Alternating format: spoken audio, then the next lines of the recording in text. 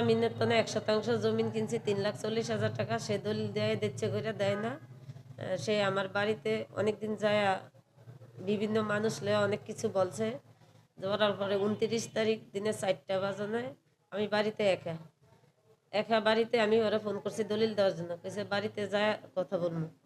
আমি বাড়িতে একা যায় ডাক দিয়েছে, দরজা খুলছি, ওই আমার ঘরের ভিতরে গেছে, আমার স্বামী বাড়ির ছিল না।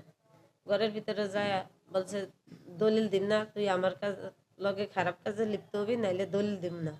হ্যাঁ, পরে এই কথার পরে আমি ওর লগে মানে বিভিন্ন কথা বলছি।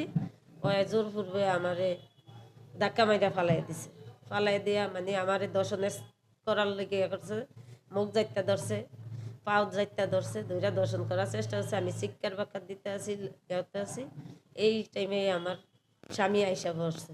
স্বামী আইসা বইটা দেখা ধরছে, স্বামীরে আত্মরায়া দিছে, দিয়া স্বামী অন্য মানুষের বলাই আনতে যাওয়া ধরছে মতন স্বামীর হাতটা মোড়াইয়া দিছে, দিয়া ধাক্কা মেরে হালাই দিয়া লাইতেছে, গুছিয়েছে। আমার বিভিন্ন জামা কাপড় ছিটা ফিরে হালাইছে, বিভিন্ন জায়গায় হাত দিছে। আমি এটার এখন লোকেরা হাসপাতাল নিয়ে ভর্তি করছে 5টা বাজনে। হাসপাতাল ভর্তি করার পরে 3 দিন সেখানে ছিলাম। পুলিশ নিয়ে এর মধ্যে পুলিশ নিছে থানার থেকে। পুলিশ নিয়ে আমি বাড়িতে ছিলাম না, পুলিশ নিয়ে হের মোটর সাইকেল আর মোবাইল উদ্ধার করছে।